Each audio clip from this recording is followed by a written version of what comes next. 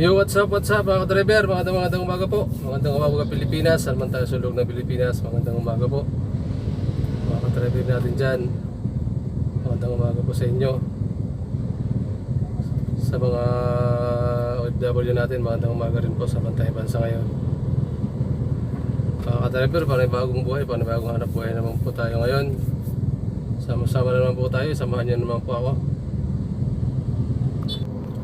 Sige mga ka-driver, para sa unang pasahero mga ka-driver, andito naman po yung driver mga ka-driver. Metro-metro lang tayo para patas lang. Metro-metro lang mga ka-driver para patas. Okay, para sa unang pasahero mga ka-driver. Sige, antabay lang. Tabay lang tayo mga ka-driver. Nasa ano pala tayo mga driver, nasa Manila. Sa Manila tayo, na dito tayo sa may ano, Quirino tayo, bali pupunta tayo ng ano, pa LRT tayo mga driver. LRT, pag di tayo makakuha dito sa LRT, pag ano tayo, Pedro Hill Santa Ana mga driver. Yan ang ano natin pag di tayo nakakuha dito sa may LRT. Sige na mga driver, dyan na kayo, huwag lang kayo bibitaw mga driver. Hanap tayo ng unang pasahero natin mga driver. Nasa ano tayo, Quirino LRT tayo.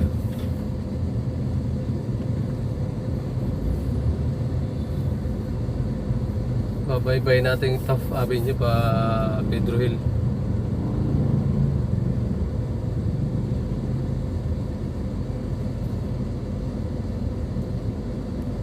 Okay. Kisunap sir, kisunap. Oo. NTC, yung katabi ng ano, Sa NTC, sa may Agham. sa may BIR Road. BIR. Defensor Santiago na siya ngayon. Oo.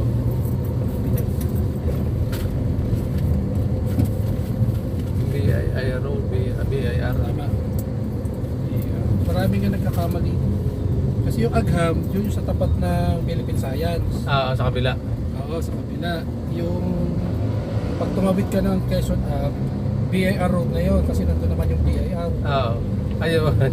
Pag dito naman na road sa ano. Oo. Kaya dami nalilito eh. Siguro kaya pinalitan na nila. Ginawa na nilang Miriam Santiago pareho. Ayun, diretso na yan sir. Wala din na putol yun. Oo, Santiago. diretso na. Pinalitan na nila yung BIR at saka yung Agham. Ayun, tagal-tagal na naman yun. Yung BIR at saka Agham. Oo, talaga.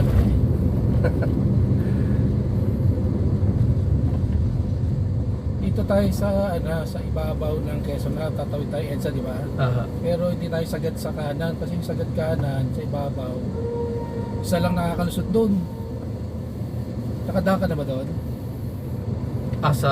Yung ibabaw na Quezon tatawid ng EDSA. Oo, isa lang. Isa lang nakakalusot doon. Dito tayo bottleneck yun eh. Minsan matagal doon sir. Dito tayo sa kaliwa. Oo, nag-aagawan kasi yun doon. Oo. Dito sa kaliwa, yun yung mga pakaliwa na papuntang north kasi tsaka diretso papuntang UP. Lalo na pag sa ito mga kasabay ng mga jeep. Oo. Ay, Mayari. matagal. 3-4 Oo. na stoplight bago ka makatawid doon.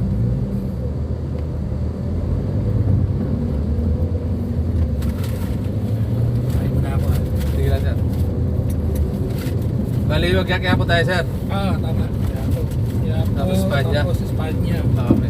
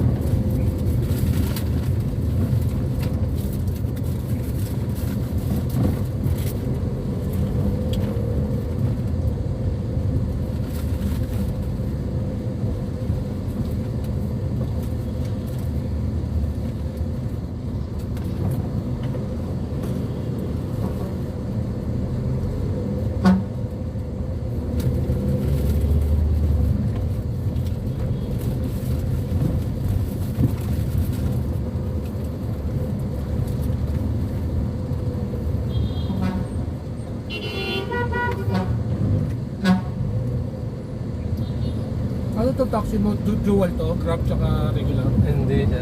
Taxi lang talaga. Hindi pwede yung ganun. Pwede rin kung may apps ng ano. Pinapayagan kayo na, no? Aha. Dual.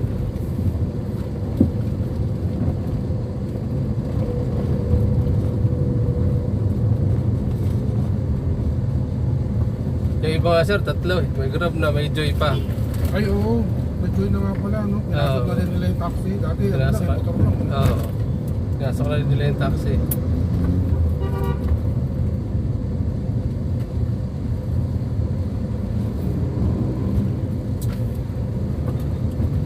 Kasi parang ano rin naman yun. Regular na taxi, ano lang, up lang. Hmm.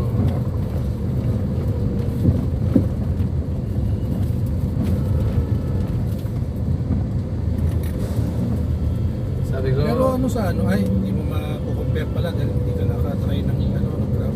ah, Matanong ko sana kung ano, mas malakas sa kita. Grab. Pero sa mga kakilala mo, anong mas ano sa kanila, mas malakas sa kita? minsan yung mga nakakausap ko sabi na pagka ano, may nakakatulong din yung Grab kasi minsan pag walang dadadampot sa taxi, walang pumapara, doon sila nakakakuha sa ano. Paap. Sa Grab sila na ano. Pero hindi naman, pag tinatanong ko magkano yung kinikita rin nila, halos Oo. parehas lang din. Dagdag sa kuda lang ha. Para Oo. ganun na lang. Para mabawi mo rin yung ano, yung charge ng pitik. Aywan ko ngayon sa ano sir, sa SM Mega Mall, sa SM MOA, kasi dati mayroon eh. Pag pumila ka doon sa loob, Oh? mayroon 20. Ito? Ang ginawa ko, sabi ko, putik na yan. Pipila ako, kung malapit ng 50-60 lang yung ano ng pasahero ko, di Kinain. wala na, nasa kanila na. Mm. Ginawa ko, wala, andun ako, nakaano na ako eh. Bayad na lang, wala. Hindi na, mula noon, hindi na ako mulit. Bahala kayo sabi. Ano nga nila yun, advantage nga sa SM yan eh. Oo, para Para hirap yung mga hirap customer. ng customer. Ay kung walang taxi, sabi ay, kaya ko dyan, di naman nag-ano ng taxi. Karamihan yung mga nag-grocery, ganyan. Sabi ko, ayaw ko na pumila dyan kung ganun ang ano nyo eh. Dapat wala. Ayun na, ngayon ang ano eh. Tapos, pag gabi na, mga alas 7 yata, pag wala kang sakay, di ka pwedeng umikot doon sa ano, di ka pwedeng pumasok. Saan? Diyan sa Okay. ano, sa SM MOA, mga alas 9, di ka pwedeng pumasok, pag wala kang sakay, pag mga alas 7, nasa yata yung umpisa nila, alas 6 o alas 7 Na umaga? ng gabi. Kagabi? Oh, di ka pwedeng pumasok sa ikot ka doon, kung ka ng pasahero sa loob. Di ka papasokin ng gwardiya, harangin ka. Pero pag may pasahero ka, makakapasok ka. Pwede mong ibababa eh. No? Sabi ko, ano ba naman yan? Yung sa parking area sa tapat ng MOA, may terminal dun ah. Oh, yun na, doon nakapila ako doon. Oh. Yun yung 20-20, gano'n. Oh, 20-20. Kaya siguro ayaw nila papasokin para doon pumasok sa ano, doon sa pilahan. Sino namamulekta? Sa SM ba yun o baka asosasyon lang? Hindi ko lang alam kung sir, kung sino yung ano diyan na waligta. Pero sa Kasi kanila bibigyan ka ba- ng para may ticket sila eh. Parang sa SM lang. Hindi ko lang din alam kung mayroon pa ngayon kasi nakatry ako noon mga isang taon na siguro. Mula noon, hindi na ako pumasok doon. Hindi ko lang alam kung tuloy-tuloy pa rin yung ano nila. Ticket. Oo. Pero tuloy-tuloy pa rin yata kasi ba't nila harangin yung papasok kasi Oo. na walang sakay, pwede magsasakay nyo naman sa loob. Siguro, baka yun ang ano nila. Kaya ayaw nila mapasokin yung walang sakay pagdating ng gabi. Kasi mahahati yung pila. Oo. Di ba taxi nakapila, ikaw pag wala kang sakay, pwede kang pumikap to.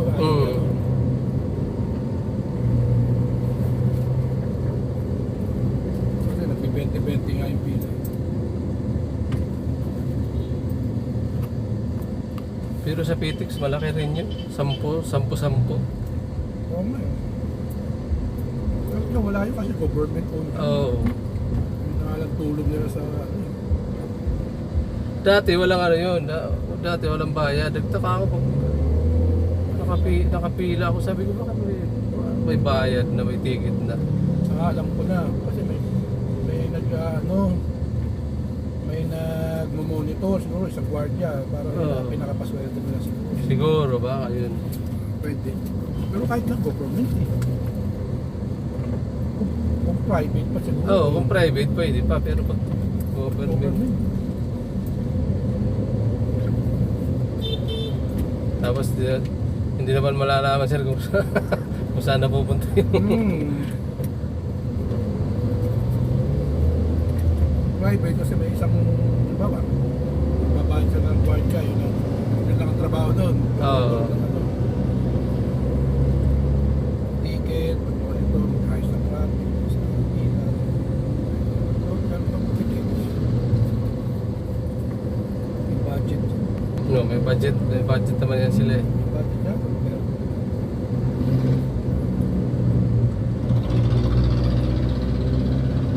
Ay.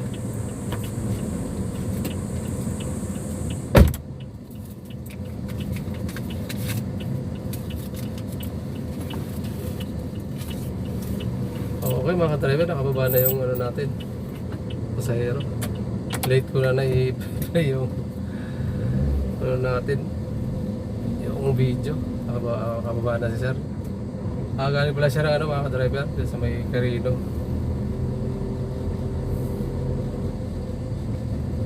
Doon siya sumakay. Papunta rito sa may ano, BIR Road. Ngayon ano na to? Miriam Defensor Avenue. Binago na to mga driver, binago na.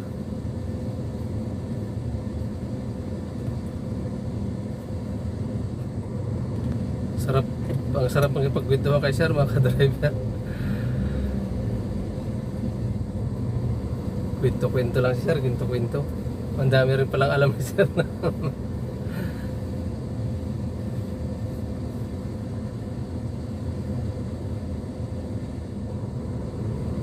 Dito siya bumaba mga driver sa may anong BIR. Okay mga driver, salamat sa pasahero natin. Hanap ulit tayo ng panibagong pasahero mga driver.